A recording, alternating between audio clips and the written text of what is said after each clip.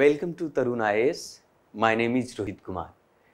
आज हम बात करेंगे 5 सितंबर 2020 के करंट अफेयर से संबंधित, जो कि द हिंदू और अन्य अखबारों से लिया गया है। आज का जो करंट अफेयर आप कह सकते हैं कि एक भारतीय या अंतर्राष्ट्रीय मुद्दे पर बात करता है। उदाहरण के तौर पर आज का जो करंट अफेयर है वो भारत और दक्षिण अफ्रीका के बीच एक द्विपक्षीय बैठक के बारे में बात करता है। ये जो करंट अफेयर, ये जो मुद्दा है, ये जो समाचार और खबर है, ये हमारे सामान्य अध्ययन पेपर 2 के लिए बहुत ही महत्वपूर्ण है। खास करके अगर भारत के हितों पर देशों की नीतियों और राजनीति का प्रभाव जो है हमारे सिलेबस का जो एक हिस्सा है, इसके लिए बहुत महत्वपूर्ण है। तो चलते बात करते हैं कि आखिर क्या भारत और दक्षिण अफ्रीका के बीच द्विपक्षीय संबंध में ऐसा क्या कहा गया, हम इसकी चर्चा करते हैं।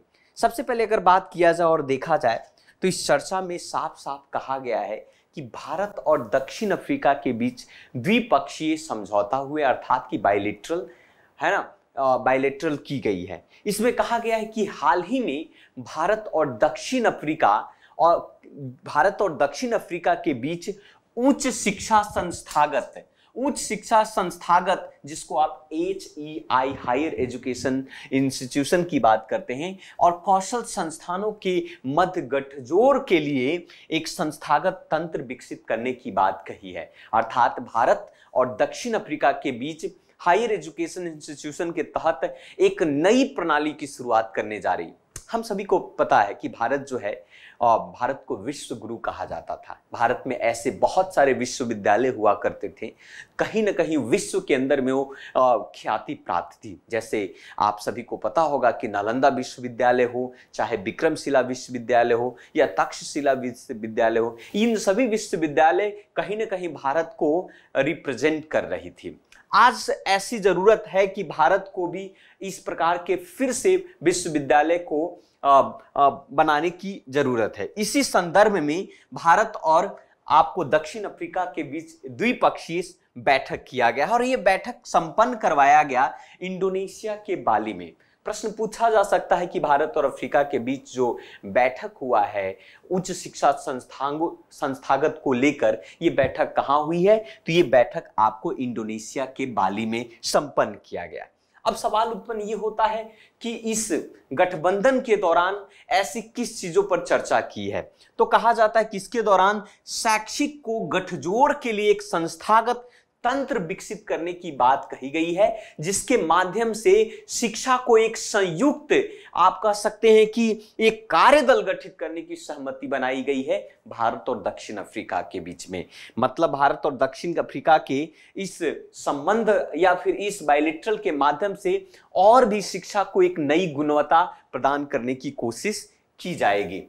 ये तो बातें हुई। सबसे बड़ी महत्व इसकी चर्चा इसमें है कि हम सभी को पता है कि भारत में न्यू एजुकेशन पॉलिसी 2020 में लाया गया था, और सबसे बड़ी महत्व तो ये है कि भारत और दक्षिण अफ्रीका के इन सहयोगों का एक विस्तार होगा, और पहले से मौजूद जितने भी शिक्षा के क्षेत्र में, हमारे भारत में भी बहुत सारे IIT हैं, IIM हैं और ऑलरेडी, लेकिन उनको एक संस्थागत, एक अंतर्राष्ट्रीय पहचान की आवश्यकता अभी भी बहुत जरूरी है।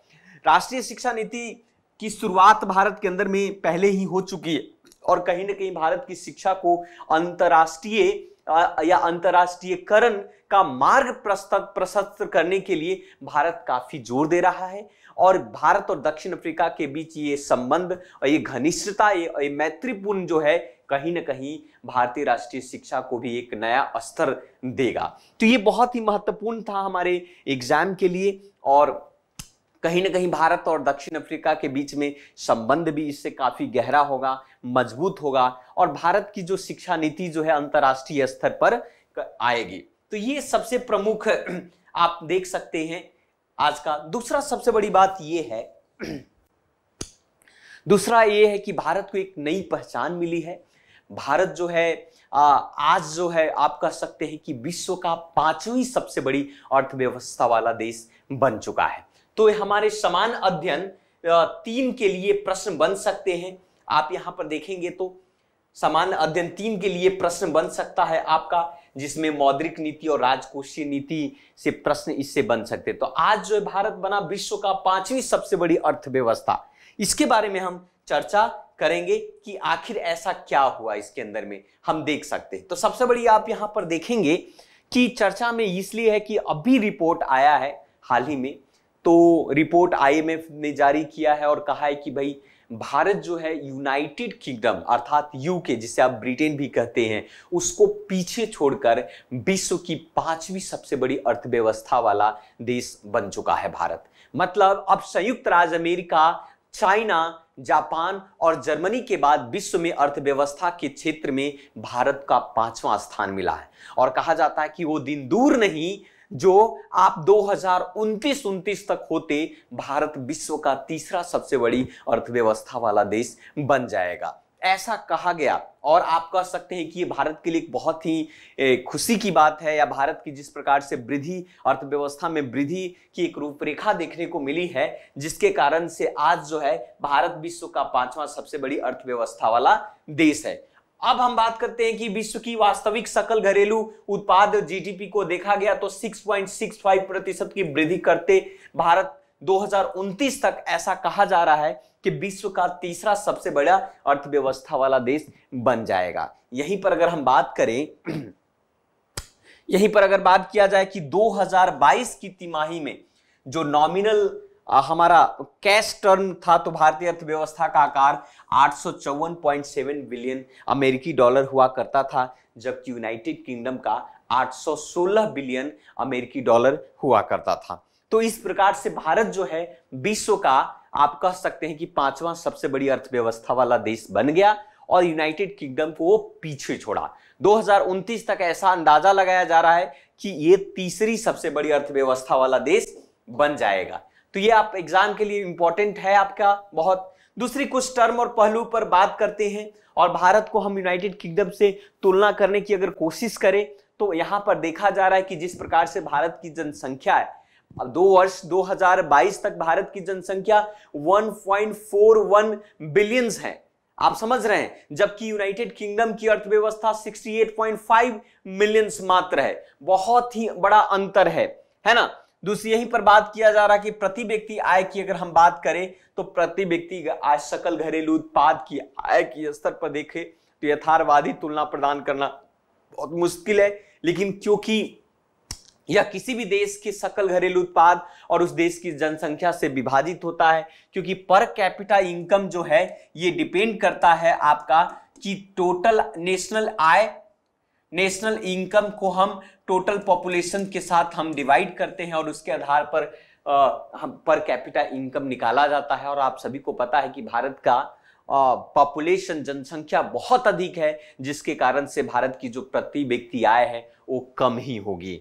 तो इस बात में तो भारत में प्रति व्यक्ति आय बहुत कम बनी हुई है, क्योंकि वर्ष 2021 में प्रति व्यक्ति आय के मामले में भारत 190 देशों में से 122वां स्थान है। ये दुख की बात है, और ये इसमें चिंता वाली बात इसलिए है क्योंकि भारत का जो पॉपुलेशन दिन पर दिन बढ़ता जा रहा है। आने वाले 10 वर्षों में ऐसा कहा जाता है कि विश्व का पहला सबसे बड़ा या विश्व का सबसे बड़ा जनसंख्या वाला देश भारत बन जाएगा। तो भले ही हम GDP में या आप कह सकते हैं अर्थव्यवस्था में विश्व की 5वें सबसे बड़ी अर्थव्यवस्था बन गए हैं, लेकिन हमारी जो पर कैपिटा इनकम है, हमारी प्रति व्यक्ति आय है, वो भी अभी भी कम है हमारा। और ये सोचने वाली बात है। इसके लिए भारत में जागरूकता फैलाने की जरूरत है, शिक्षा को बेहतर करने की जरूरत है, ताकि लोगों को समझ में आए कि वास्तविक रूप से प्रति व्यक्ति आय का महत्व क्या है, वे ऑफ लिविंग स्टैंडर्ड का क्या महत्व होता है। थोड़ी सी चर्चा हम ह्यूमन डेवलपमेंट इंडेक्स पर भी करेंगे, जो इसी जनगणना के आधार पर अगर हम बात किया जाए तो ऐसा देखा जाता है कि जो मानव विकास सूचकांक है, जिसको आप ह्यूमन डेवलपमेंट इंडेक्स कहते हैं, तो उच्च सकल घरेलू उत्पाद और तेज आर्थिक विकास का एक अंतिम लक्ष्य बेहतर होता है, एक मानक होता है मानव विकास सूचकांक। तो मानव विकास सूचकांक 2019 तक के सर्वे में देखा गया, उसके अनुसार यूके का स्कोर 0.932 हुआ करता था, लेकिन अगर हम भारत के स्कोर की बात करें तो मात्र 0.645 है। मतलब कह सकते हैं कि ह्यूमन डेवलपमेंट इंडेक्स में अगर उसकी तुलनात्मक की बात करें तो यूके से हम काफ़ी पीछे हैं, यूनाइटेड किंगडम से हम काफ़ी अभी भी पीछे हैं। हम पीछे हैं पर कैपिटा इनकम में, हम पीछे हैं मानव विकास सूचकांक में, हम पीछे हैं गरीबी में, है ना, तो हम पीछे हैं, आप देख सकते हैं। तो आप धर्मनिरपेक्ष सुधार के बावजूद भारत को अभी भी ब्रिटेन के वर्ष 1980 की स्थिति का प्राप्त करने में 1 दशक लग गया। मतलब कह सकते हैं कि बदलाव हो रहे हैं, लेकिन जिस लेवल पर बदलाव होना चाहिए अभी भी हम उसमें काफी पीछे हैं। भारत तीव्र गति से आर्थिक वृद्धि के साथ पिछले 12 महीने में पाउंड के मूल्यों में गिरावट देखने को मिला है ना। तो ये आपके भारत और यूके के बीच के अर्थव्यवस्थात्मक तुलनात्मक अर्थव्यवस्था है, जो कि आईएमएफ के द्वारा देखने को मिला है। आप यहां पर देख सकते हैं कि जो मानव सूचकांक विकास है ये 3 चीजों पर निर्भर करता है। आपका हेल्थ, जिसको आप लाइफ एक्सपेक्टेंसी बर्थ कहते हैं, एजुकेशन, जिसे आप मीन ईयर ऑफ स्कूल और एक्सपेक्टेड ईयर ऑफ स्कूल को मेजरमेंट किया जाता है, और इनकम, जिसको आप gross national income per capita income के आधार पर मेजरमेंट किया जाता है। और इन्हीं 3 डायमेंशन के आधार पर एचडीआई निकाला जाता है, जिसे ह्यूमन डेवलपमेंट इंडेक्स कहा जाता है ना। तो ये प्रमुखता था, इंपॉर्टेंट था हमारे एग्जाम मेंस के लिए भी और हमारे पेपर खास करके प्रीलिम्स एग्जाम के लिए। ठीक है, तीसरा सबसे इंपॉर्टेंट है राजद्रोह। राजद्रोह के बारे में आपने पता होगा, ये खास करके हमारे सामान्य विज्ञान 2 से संबंध रखता है और इससे कई प्रश्न बन सकते हैं। ये आपका सिलेबस की बात करें तो नीतियों का निर्माण और कार्यान्वयन के उत्पन्न के मुद्दे पर बात करता है। भारतीय संविधान, मौलिक अधिकार और इन सभी से ये तात्पर्य रखता है राजद्रोह। इससे प्रश्न बन सकते हैं, लेकिन मुद्दा क्या है इस पर हम चर्चा करते हैं। तो आप इस पर जब हम चर्चा करेंगे तो आप इसमें देखिए कि चर्चा में आखिर ये महत्वपूर्ण क्यों है। तो ऐसा कहा गया है कि हाल ही में राष्ट्रीय अपराध रिकॉर्ड ब्यूरो, जिसको आप नेशनल क्राइम रिकॉर्ड ब्यूरो भी आप अंग्रेजी में कहते हैं, नेशनल क्राइम रिकॉर्ड ब्यूरो आपका, तो उसने एक रिपोर्ट जारी किया और कहा, उसके रिपोर्ट के अनुसार कहा है कि राज्य जो असम राज्य है, उस असम राज्य में पिछले 8 वर्षों के दौरान सबसे अधिक राजद्रोह के मामले देखने को मिले। मतलब कि असम जो है आपका राज्य में अब पिछले 8 वर्षों में सबसे अधिक राजद्रोह के मामले मिलेगा। अब आपके मन में एक प्रश्न उत्पन्न हो रही है कि राजद्रोह होता क्या है, सेडिशन जिसको बोलते हैं, हम इस पर चर्चा करेंगे। तो एनसी इसका रिपोर्ट महत्वपूर्ण की बिंदु की बात करें कि 2014 से लेकर 2021 के बीच में अगर आप देखें तो राजद्रोह के 475 मामले आपको देश में 75 मामले दिखे गए हैं। स्पेशली अगर हम बात करें तो असम में 69 मामला जो 14.5952% है। वहीं पर असम के बाद जो है सबसे अधिक मामला आपका हरियाणा में, झारखंड में 40, कर्नाटक में, आंध्र प्रदेश, जम्मू कश्मीर, इन सभी राज्यों में राजद्रोह के मामले काफी देखने को मिले हैं। अब देखिए इन 6 राज्यों में राजद्रोह के मामले 250 दर्ज किए हैं और देश के कुल राजद्रोह के मामले की संख्या आधे से भी ज्यादा अधिक है। तो ये डेटा जारी हो रहा है, आपको ये देखने को मिलता है। मेघालय हुआ, मिजोरम हुआ, निकोबार हुआ, लक्षद्वीप हुआ, ये जितने भी राज्य हैं वहां पर आपको एक भी राजद्रोह के मामले दर्ज नहीं मिले। तो ये नेशनल क्राइम ब्यूरो या राष्ट्रीय अपराध रिकॉर्ड ब्यूरो ने राजद्रोह से संबंधित ये डेटा जारी किया है। अब थोड़ी सी हम एक पक्ष को देखते हैं जिसको आप ऐतिहासिक पक्ष कहा जाता है कि राजद्रोह आखिर ये शब्द आया कहां से। और राजद्रोह, तो ये राजद्रोह एक तरीके से कह सकते हैं अंग्रेजों के दौरान में सेडिशन शब्द आया था और एक कानून है, एक मसौदा बनाया गया इसके खिलाफ 1837 में कि हमारे ब्रिटेन के जो इतिहासकार और राजनीतिक जो हुआ करते थे जिनका नाम था थॉमस मैकाले। थॉमस मैकाले जो हैं हमारे भारत में शिक्षा नीति को भी उन्होंने ही एक रूपरेखा दिया था, भारतीय शिक्षा नीति के, जो कि ब्रिटेन से प्रभावित था, है ना। तो ये मैकाले के द्वारा ये तैयार किया गया था। लेकिन वर्ष 1860 में भारतीय दंड संहिता है, जिसको हम आईपीसी कहते हैं, इंडियन पीनल कोड कहते हैं, उस इंडियन पीनल कोड के तहत इसको लागू करने के दौरान इस कानून को आईपीसी में इसको शामिल किया गया था।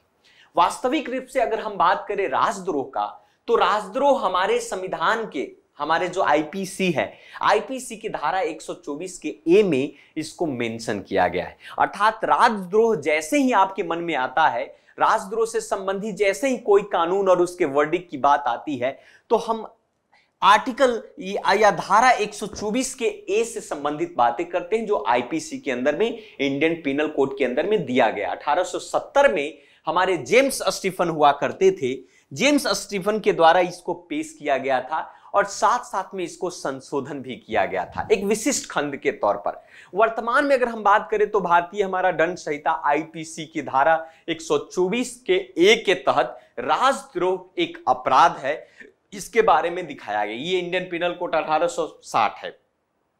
ये देख सकते हैं, ये सर्वे है 2021 से लेकर कि असम, हरियाणा, झारखंड, कर्नाटक और ये है ना, तो ये वो आपका देख सकते हैं। अब एक सवाल आपके मन में उत्पन्न होगा कि आईपीसी 124 है क्या, इसमें क्या कहा रहा है, किस केस में आपको राजद्रोह के चार्ज लगाए जाएंगे। तो कहा जाता है कि एक कानून राजद्रोह को एक ऐसा अपराध के रूप में परिभाषित करती है जिसे किसी व्यक्ति द्वारा भारत में कानूनी तौर पर स्थापित सरकार के प्रति, मतलब किसी भी कहा जा रहा है कि किसी व्यक्ति द्वारा भारत में कानूनी तौर पर स्थापित सरकार के प्रति अगर मौखिक लिखित, है ना, मौखिक लिखित शब्दों के द्वारा संकेतों और दृश्यों के रूप में घृणा या अपमान या उत्तेजना पैदा करने का प्रयत्न करता है, उसे हम राजद्रोह की कैटेगरी में माना गया है। अर्थात विद्रोह में वैमनस्य, शत्रुता की भावना शामिल होती है। हालांकि इस धारा के तहत घृणा और अपमान फैलाने की कोशिश करने के बगैर टिप्पणी करने की बात कही है, लेकिन जो आईपीसी में उस वक्त डाला गया था वो अंग्रेजों के खिलाफ की बात कर रही थी, न कि आज की सरकार के। इसीलिए कभी कभी सुप्रीम कोर्ट या को कई बार ऐसा कहा गया है कि कहीं ना कहीं हमें 124 ए आईपीसी सेडिशंस को बदलने या संशोधन करने की आवश्यकता है। अभी जो परिभाषा दिए गए हैं 124 के ए के दौरान, उस वक्त के सरकार के लिए परिभाषा था। उस वक्त जो है भारत के जो आंदोलनकारी थे, भारत के जो उस वक्त के नागरिक थे जो अंग्रेजों के खिलाफ आंदोलन करते थे, सरकार के खिलाफ, आज अगर हम कोई शब्द या वक्तव्य का प्रयोग करते हैं तो कहीं ना कहीं ये मौलिक अधिकार होता है, हमारा फ्रीडम ऑफ एक्सप्रेशन होता है, न कि आईपीसी के धारा 124 ए के तहत राजद्रोह। तो ऐसे बहुत सारे मामले देखने को मिलते हैं। तो ये हमारे एग्जाम के लिए बहुत महत्वपूर्ण था, सेकंड के लिए। तो आज के लिए इतना ही रखते हैं। थैंक यू वेरी मच, धन्यवाद। बने रहें इस चैनल पर, फिर से मिलते हैं दूसरे वीडियोज में। थैंक यू, धन्यवाद।